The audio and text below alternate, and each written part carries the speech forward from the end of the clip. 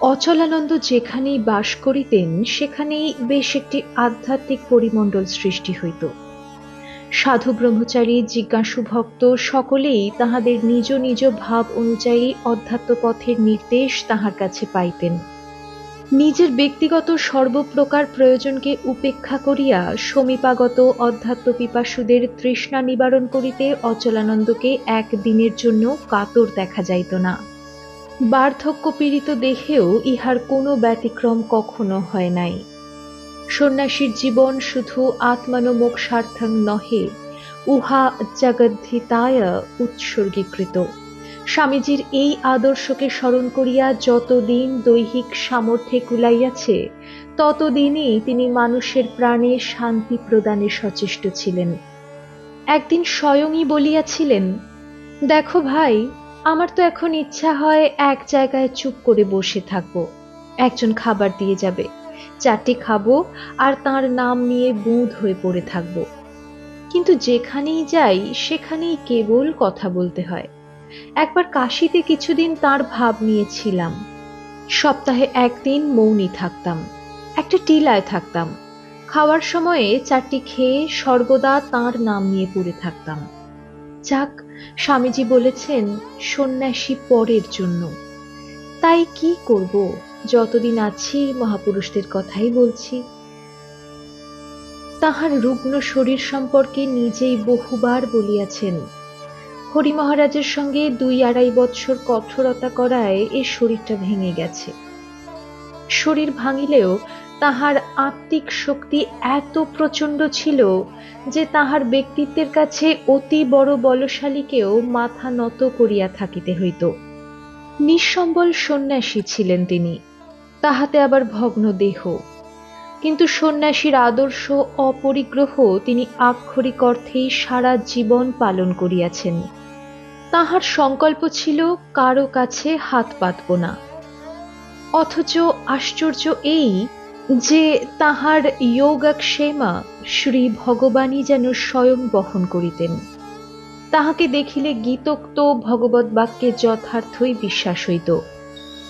একবার কাশীর জনৈক ব্রহ্মচারী মঠে গিয়া মহাপুরুষ মহারাজের কাছে জানান যে কেদার বাবা বড়ই কষ্টে আছেন, কারো কাছে হাত পাতবেন না, এই তাঁর সংকল্প। মহাপুরুষজি সব শুনিয়া বলিয়াছিলেন, না, ওর সব ঠিক হয়ে যাবে, আর কষ্ট হবে না। ইহা 1932 খ্রিস্টাব্দের কথা। অতঃপর সত্যই অপ্রত্যাশিত নানা সূত্রে কেদার বাবার সেবার জন্য অর্থ ও আবশ্যকীয় সব ব্যবস্থা দিয়ে আসিয়া পড়িত। একবার তাহার সেবক অন্যত্র চলিয়া যাওয়ায় স্বামী শারদানন্দজি বলিয়াছিলেন, তুমি কিছু ভেবো না, তোমার কাজ ঠিক চলে যাবে, দেখবে তোমার কাজ ভূত এসে করে দিয়ে যাবে। অচলানন্দ এই সকল আশীর্বাণী স্মরণ করিয়া পরে বলিতেন, সত্যি এখন তাই দেখছি। 1938 খ্রিস্টাব্দের নভেম্বর হইতে অচলানন্দজি রামকৃষ্ণ মঠ ও রামকৃষ্ণ মিশনের সহাধ্যক্ষের আসন অলঙ্কৃত করেন। সংঘের এত উচ্চ মর্যাদায় অধিষ্ঠিত থাকিয়াও তাহার কৃচ্ছ্রতাময় জীবনযাপন প্রণালী ও সহজ সুমিষ্ট ব্যবহার রীতি ছোট বড় সকলকেই সমান আকর্ষণ করিত। তাহার অনাড়ম্বর সাদাসিধা আচরণের আড়ালে যে প্রচণ্ড পৌরুষব্যঞ্জক ব্যক্তিত্বটি বিরাজ করিত, উহার সংস্পর্শে তরুণ বা বৃদ্ধ যে কেহই আসিয়াছে তাহারই জীবনগতি পরিবর্তিত হইয়া গিয়াছে। পিতামহতুল্য এই বৃদ্ধ তাপসকে তাই সংঘের নবীন সাধু ও আশীর্বাদী যুবকগণ চিরকালই তাহাদের পরম বন্ধু, বুদ্ধিদাতা ও পথপ্রদর্শক, ফ্রেন্ড, ফিলসফার অ্যান্ড গাইড জ্ঞান করিতেন। এই প্রসঙ্গে একটি স্মৃতিচিত্র। উচ্চশিক্ষিত জনৈক উদ্যমী যুবক একদা খবর পাইয়াছে যে বেলুর মঠে স্বামীজির একজন সাক্ষাৎ শিষ্য স্বামী অচলানন্দজি আসিয়াছেন। যুবকটি তাহাকে দর্শন করিবার জন্য খুবই উৎসাহী হইয়া উঠে। ঠাকুর স্বামীজির ভাবালোকের স্পর্শ সে সবে মাত্র পাইতেছিল। কলিকাতার কোনো বিশিষ্ট কলেজের ছাত্র সে। মঠে আসিয়া কাহারও নিকট জানিয়াছে যে কেদার বাবা লেগেট হাউসে আছেন। কিন্তু বাড়ির ভিতরে গিয়া যুবকটি এদিক ওদিক খুঁজিয়াও মঠ ও মিশনের সহাধ্যক্ষ মহারাজকে দেখিতে পাইল না। দেখিল একজন কৌপিনধারী বৃদ্ধ সাধু, দীর্ঘাকার কিন্তু কৃশ চেহারা, গলায় ছড়া দুই রুদ্রাক্ষের মালা, দুই হাত দিয়া কাঁধের উপর একটি মোটা তোয়ালে ধরিয়া পাদচারণা করিতেছেন। মনে হইল যেন তিনি স্নান করিতে যাইবার উদ্যোগ করিতেছিলেন। উৎসুক যুবকটি নিঃসংকোচে সেই বৃদ্ধ সন্ন্যাসীর কাছে গিয়া জানিতে চাহিল, পূজনীয় সহাধ্যক্ষ মহারাজ কেদার বাবা কোন ঘরে থাকেন। সরাসরি কোনো উত্তর কিন্তু পাওয়া গেল না। সপ্রতিভ তরুণের জিজ্ঞাসু চোখ দুইটির দিকে সস্নেহে তাকাইয়া সন্ন্যাসী পাল্টা প্রশ্ন করিলেন, তুমি কোথায় থাকো ভাই, কি জন্য এসেছ, ইত্যাদি।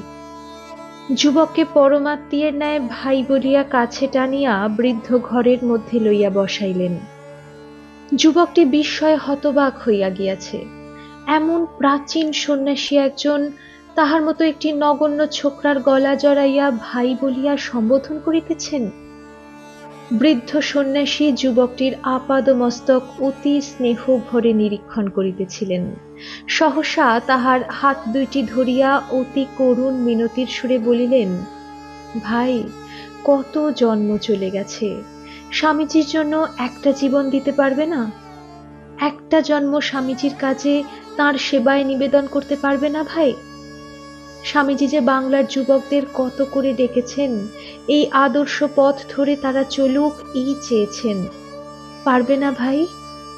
কি হবে, দিয়ে দাও একটা জীবন তাঁর কাজে, তাঁরই সেবায়। কলেজে পড়া আধুনিক যুবক তো বৃদ্ধের আবেদন মিনতি দেখিয়া স্তম্ভিত। স্বামীজির ডাকে কে সাড়া দিল বা না দিল, তাহাতে এই সাধুর কি এমন আসে যায়? বারবার সেই একইভাবে আবেগ ভরা আবেদন। পারবে না ভাই, একটা, মাত্র একটা জীবন স্বামীজির জন্য উৎসর্গ করতে? কত জন্মই তো গেছে কতভাবে। এসো, চলে এসো, স্বামীজি তোমাদেরই চেয়েছেন, কত করে ডেকেছেন। এসো ভাই, এসো। শীর্ণদেহ বৃদ্ধের নয়নদয় হইতে তখন এক আশ্চর্য জ্যোতি বিচ্ছুরিত হইতেছিল। এমন প্রাণ ভরা আবেদন কি কখনো ব্যর্থ হইতে পারে? সত্যই সেদিনের সেই যুবকটি কিন্তু সরল প্রেমিক সাধুর প্রাণ মাতানো ডাকে সাড়া না দিয়া পারে নাই। তাহার ইহাও বুঝিতে আর বাকি থাকে নাই যে এতক্ষণ সে যাহাকে খুঁজিয়া বেড়াইতেছিল, ঘটনোক্ত এই বৃদ্ধ তিনিই, স্বামীজির সন্তান অচলানন্দজি, রামকৃষ্ণ মঠ ও মিশনের সহকারী অধ্যক্ষ। এই ঘটনাটির মতো এমন আরো বহু ঘটনাই তাহার জীবন ইতিহাস হইতে উদ্ধৃত করা যাইতে পারে, যাহাতে সহজেই উপলব্ধি করা যাইবে যে তিনি কত মহৎ ছিলেন, এবং এত মহৎ ছিলেন বলিয়াই প্রেমের দ্বারা, স্নেহের দ্বারা আকর্ষণ করিয়া সমীপাগত ক্ষুদ্র নগণ্য মানুষের অন্তর্নিহিত প্রসুপ্ত শক্তিকে জাগ্রত করিয়া দিতে পারিতেন। তিনি নিজে মনে প্রাণে বিশ্বাস করিতেন যে বিরাট রামকৃষ্ণ সংঘ ভালোবাসার দ্বারাই গঠিত। প্রসঙ্গত ইংরাজি 1946 সালে বেলুর মঠে অনুষ্ঠিত সংঘের ত্রৈবার্ষিক সাধু সম্মেলনে পঠিত তাহার অভিভাষণ লিপির কিছু অংশ খুবই অনুধাবনযোগ্য। এই সংঘের মূল ভিত্তি শ্রদ্ধা ও প্রেম।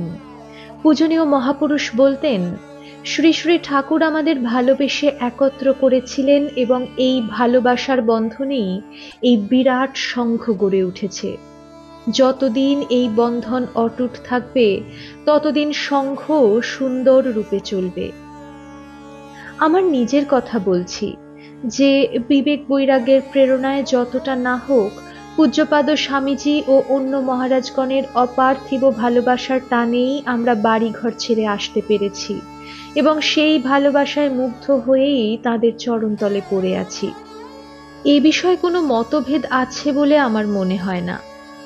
যদি আমরা পরস্পরের সহিত শ্রদ্ধা ভালোবাসার ভাব করতে না পারি, তাহলে অদূর ভবিষ্যতে এর বিষময় ফল অবশ্যম্ভাবী। সংঘের কাজকর্ম কেবলমাত্র কঠোর আইন কানুনের মধ্য দিয়ে না হয়ে ভালোবাসার মধ্য দিয়ে হওয়াই বাঞ্ছনীয়, নচেৎ সেবকদের অসন্তোষ ও অপ্রীতির ভাব বৃদ্ধি পায়, পরস্পরের মধ্যে প্রভুভৃত্যের ভাব আসে এবং কর্ম সাধনের অঙ্গ না হয়ে কঠোর নিরস কর্তব্যের মধ্যে পরিগণিত হয়। কর্মযোগ না হয়ে কর্মভোগ হয় মাত্র।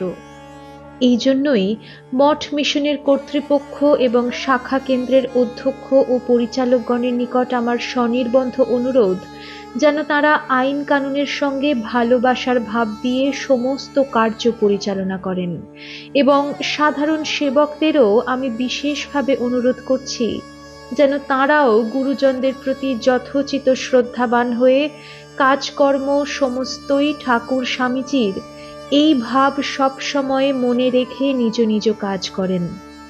তাহলেই আমাদের জীবন মধুময় হবে এবং সংঘ সুন্দর রূপে চলবে। কেদার বাবাকে দেখিলে উক্ত এই শ্রদ্ধা ভালোবাসারই প্রতিমূর্তি বলিয়া মনে হইত। যেমন জিজ্ঞাসু ভক্তদের প্রতি, তেমনি সংঘের সাধু ব্রহ্মচারীদের প্রতি তাহার স্নেহশীল সতর্ক দৃষ্টি সমান জাগ্রত ছিল। নবীন সাধু ব্রহ্মচারীদের উদ্দেশ্যে তিনি বারবার এই ভাবটিকেই জোর দিয়া বলিতেন যে নিষ্কাম কর্মের সঙ্গে সঙ্গে ঐকান্তিক ধ্যান ভজন না থাকিলে অধ্যাত্ম রাজ্যের পথ চলা বড়ই বিপজ্জনক। এই প্রসঙ্গে তাহার স্মরণীয় উক্তি, আধ্যাত্মিকতাই সংঘের প্রাণ শক্তি। পূজ্যপাদ স্বামীজি আত্মনো মোক্ষার্থং জগদ্ধিতায় এই সংঘ স্থাপন করে গেছেন। শ্রী শ্রী ঠাকুর বলেছেন, ভগবান লাভই মানব জীবনের উদ্দেশ্য। কর্ম কখনো উদ্দেশ্য হতে পারে না, কর্ম একটি উপায় মাত্র। স্বামীজি কর্মের কথা বলতেন বটে, কিন্তু নিয়মিত ধ্যান ভজনের জন্য সর্বদাই উৎসাহ দিতেন।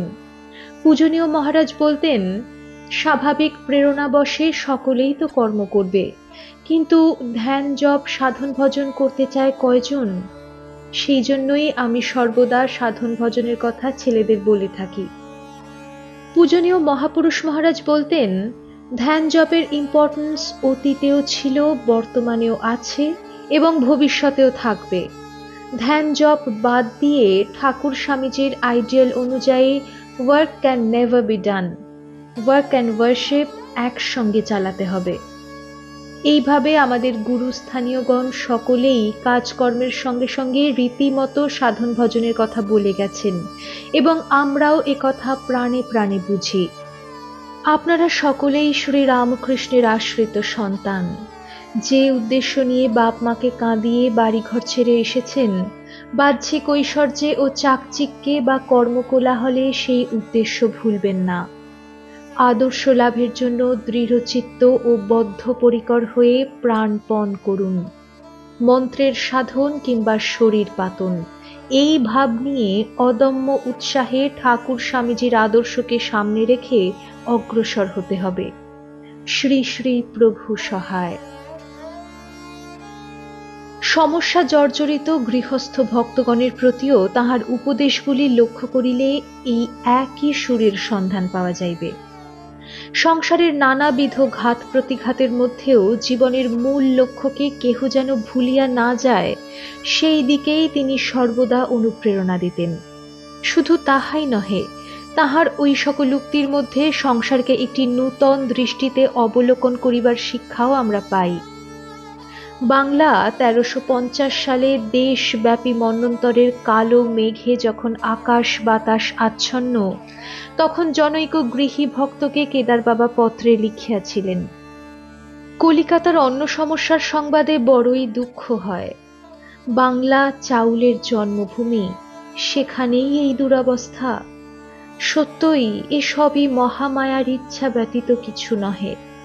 মানুষের মন যত বহির্মুখী ও ভোগমুখী হয়, ততই তিনি কঠোর হইতে কঠোর আঘাত দিয়া সেই মন নিজ পদে ফিরিয়া আনিতে সুযোগ দেন।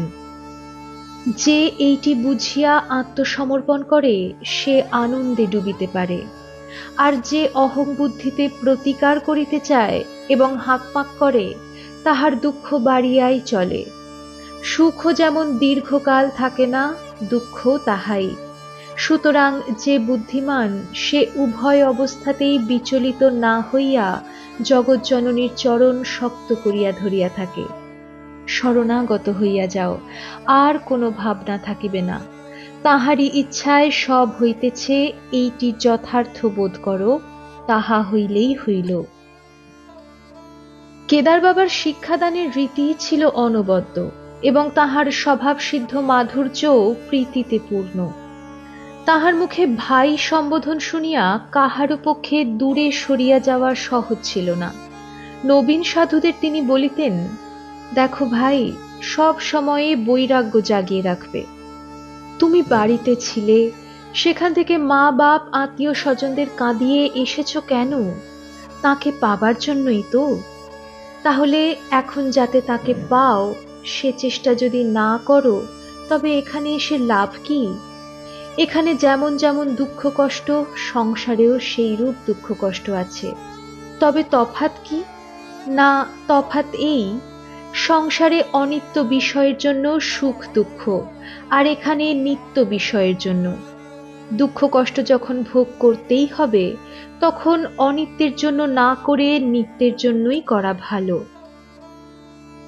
আবার তরুণ সাধুদের শিথিল বৈরাগ্য দেখিলে আক্ষেপ করিয়া তাহাকে বলিতে শোনা যাইত, বেশ গ্র্যান্ড ট্রাঙ্ক রোড ধরে সোজা ভগবানকে পেতে চায় এরা, অথচ মহাপুরুষরা শাস্ত্রকাররা বলেছেন রাস্তা অতীব জটিল, খুরের ধারের মতো। শশী মহারাজ বলতেন, ধর্মরাজ্যের রাস্তা কি রকম জানো? কেদার বদ্রী যেতে যেমন চড়াই উতরাই, সেই রকম এই রাস্তা, পর পর ভয়ঙ্কর জটিল। একেবারে সোজা রাস্তা নয়, ভীষণ স্ট্রাগল করতে হয়। স্বামীজি মহারাজ বলতেন, স্ট্রাগল ইজ লাইফ। যেখানে স্ট্রাগল সেখানেই চৈতন্যের প্রকাশ। কিন্তু আমরা চাই ইজি গোয়িং লাইফ, বেশ আরামে চলে যেতে। তিনি এত নিরভিমান ছিলেন যে নিতান্ত বালকদের কাছেও তাহাকে অতি বিনয় সহকারে বলিতে শোনা যাইত, করো, নিশ্চয় হবে। আমার নিজের কথা তো কিছুই নেই। স্বামীজি এবং মহারাজরা যা বলেছেন তাই তোমাদের বলছি। কাশী সেবাশ্রমের তরুণ সাধু সেবক কাহারও সহিত দেখা হওয়া মাত্রই তাহার সেবাদি কর্মের খোঁজ খবর তো লইতেনি, সঙ্গে সঙ্গে ধ্যান ভজনের উপরও তিনি তীক্ষ্ণ দৃষ্টি রাখিতে উপদেশ দিতেন। প্রায় তাহাকে বলিতে শোনা যাইত, ভাই, আমরা তো মকরধ্বজ তৈরি হবার আগেই বোতলটি ভেঙে চুরমার হয়ে গেল। তোমরা কিন্তু ভাই উঠে পড়ে লাগো। বর্তমান সেবাশ্রমের অতি প্রাচীন এক সন্ন্যাসী সেবক তাহার অতীতের স্মৃতিচারণ প্রসঙ্গে বলেন, সহকর্মী আরো একজন নবাগত সাধু সঙ্গে রয়েছেন, কেদার বাবাকে প্রণাম করতে গেছি। আমরা সম্মুখে গিয়ে দাঁড়াতেই তিনি জিজ্ঞাসা করলেন, এসো, আজ কটি নারায়ণ এলেন? কি সেবা করেছ তাদের বলো। আমি হাত জোর করে নিবেদন করলাম, মহারাজ, আজ 4 জন নারায়ণ ভর্তি হয়েছেন। বললাম তাদের কার কি অসুখ। আমার বন্ধু সাধুটি পরে জানান, আমার ওয়ার্ডে 2 জন পেশেন্ট এসেছে। লক্ষ্য করলাম কেদার বাবা বন্ধুর এই কথা শুনেই গম্ভীর হয়ে রইলেন, আর একটিও কথা বললেন না। খানিকক্ষণ বাদে আমার দিকে তাকিয়ে বলতে থাকেন, তোমরা সেবা করবে খুব ভাব নিয়ে, তাতে তোমার নিজের কল্যাণ হবে, যার সেবা করছো তারও কল্যাণ হবে। তুমি ভাববে নারায়ণের সেবা করছো, আর যার সেবা করছো সে দেখবে ভগবান আমারও জন্য ব্যবস্থা রেখেছেন, আমাকেও দেখার জন্য ভগবান কাউকে নিযুক্ত রেখেছেন। মনে মনে সে বলবে, হে ভগবান, তুমি আমাকেও দেখছো। সেবা করবে নারায়ণ বুদ্ধিতে, মুখে বলতে বলতেই ভাব আসবে। তোমরা তাই বলবে, নূতন ছেলেদেরও অমনি বলতে শেখাবে। আর খুব খোঁজ নিতেন, কখন তুমি বসতে পারো, ভগবানের চিন্তা কতক্ষণ করতে পারো। কেদার বাবা প্রায় মনে করিয়ে দিতেন, যখনই সময় পাবে তখন বসবে এবং ভগবানের নাম করবে। ভগবানের নাম জপ, তাঁর ধ্যান এবং তাঁরই নারায়ণ মূর্তির সেবা, এই 2 সাধনই সমানভাবে রাখবে। তাহার বৈশিষ্ট্যপূর্ণ দৃষ্টিভঙ্গি বা বিচার প্রণালীও খুব লক্ষ্য করিবার বিষয়। সচরাচর দেখা যায় মানুষ যাহাকে কোনো কারণে শ্রদ্ধা করে তাহাকে এক নিঃশ্বাসে পৃথিবীর যে কোনো মহামানবের সঙ্গে সমতুল করিয়া ফেলে। কোনো মহাপুরুষের বা শাস্ত্রের কথাকে নিজের ভাবানুযায়ী ব্যাখ্যা করিয়া অথবা ওই সব বাক্যের পূর্বাপর কোনো পারম্পর্যের দিকে না তাকাইয়া আপন তৃপ্তিকর ভাষ্য রচনার দ্বারা আমরা সর্বদাই একটা আত্মপ্রসাদ লাভ করিয়া থাকি। অচলানন্দজি কিন্তু এই ধরনের অভ্যাসকে অপছন্দ করিতেন।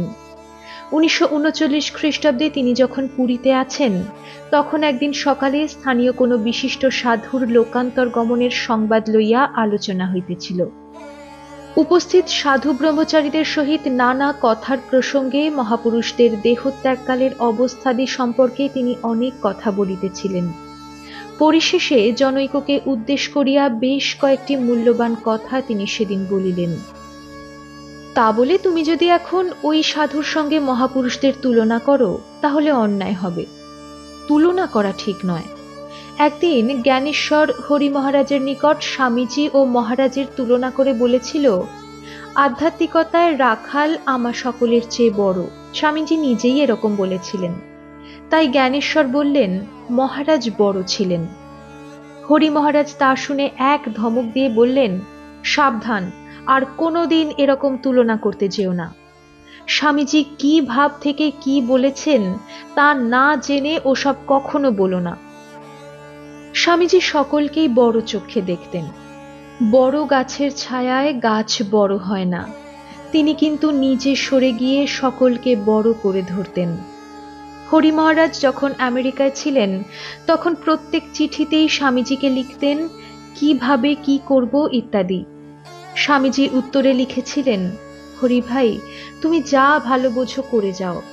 এখন থেকে আর আমাকে কিছু জিজ্ঞাসা করো না, তাহলে তোমার গ্রোথ হবে না।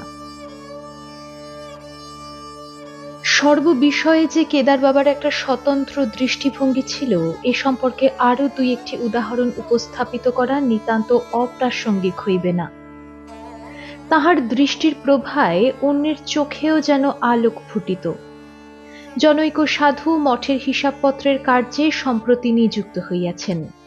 কর্মী সাধুটিকে কেদার বাবা স্নেহ করিতেন, তাহাকে উৎসাহ দিয়া খুব মজা করিয়া লিখিয়াছিলেন, ৩রা সেপ্টেম্বর 1939 খ্রিস্টাব্দে কাশী হইতে। একটা কথা তোমাকে লেখা হয় নাই, কথাটা প্রাণে আসিয়াছে তাই লিখিলাম।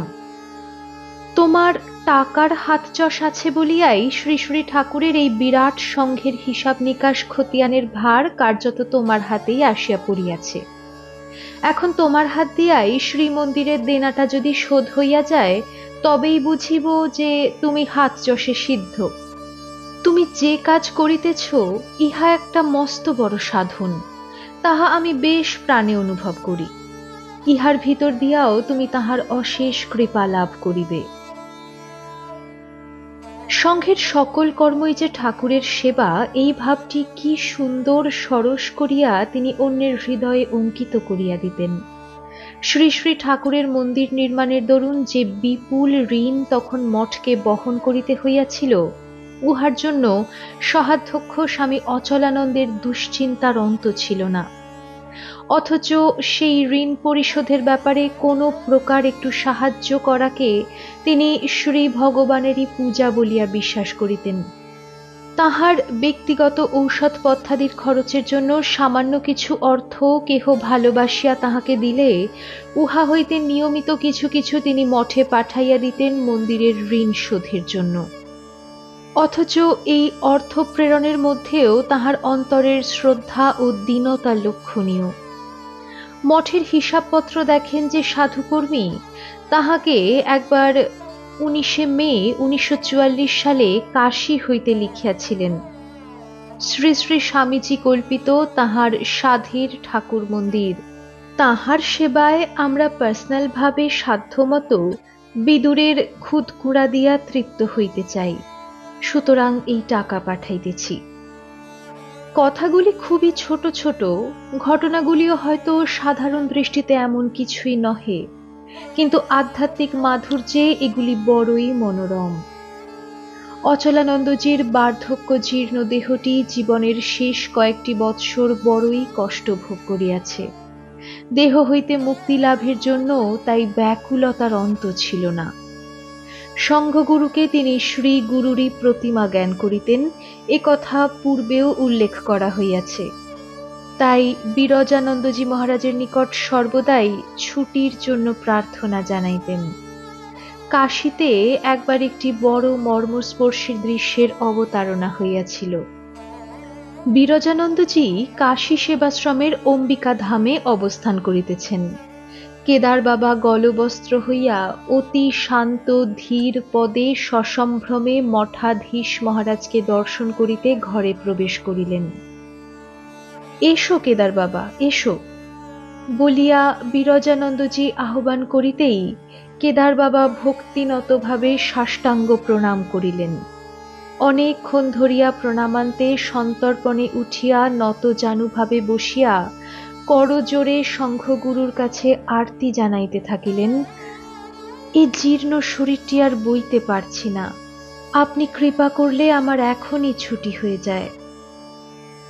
বিরজানন্দজি শান্ত সুমিষ্ট ভাষায় প্রিয় গুরুভ্রাতাকে কতই সান্ত্বনা দিতেছিলেন। দেখো কেদার বাবা, ঠাকুর মা স্বামীজি এদের ইচ্ছা পূর্ণ হলেই তো আমাদের মঙ্গল, ইত্যাদি।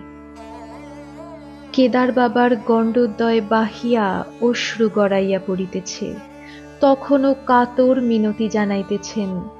তা আমি বুঝি না, আপনার ইচ্ছা ও তাঁদের ইচ্ছা আলাদা নয়। আপনি ছুটি দিলেই আমার ছুটি হয়ে যায়। আর যে এই ভাঙা শরীর দিয়ে চলছে না, আপনি কৃপা করুন। সেই স্বর্গীয় দৃশ্য যাহাদের দেখিবার সৌভাগ্য হইয়াছিল তাহারাই বুঝিয়াছিলেন যে কেদার বাবার আকাঙ্ক্ষিত ছুটির বোধহয় আর বেশি দেরি নাই। প্রিয়জনের বিয়োগের আশঙ্কায় তখন নিশ্চিতই সকলের বুক দূর দূর করিয়া উঠিয়াছিল। 1946 খ্রিস্টাব্দের এপ্রিলে জনৈককে পত্রে লিখিয়াছিলেন, মঠে যাওয়া হইল না, আর কোনোদিন হইবে সে আশাও নাই।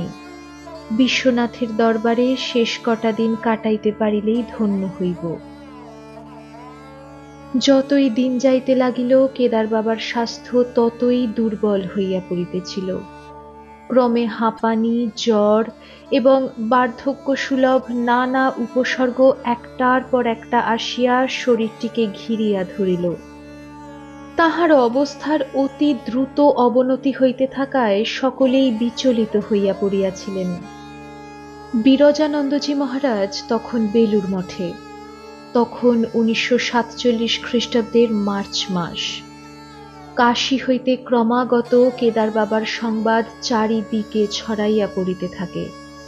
চিকিৎসক বৈদ্যরা আপ্রাণ চেষ্টা করিয়াও ভগ্ন দেহটিকে কিছুমাত্র আরাম দিতে পারিতেছিলেন না। সেদিন 11ই মার্চ।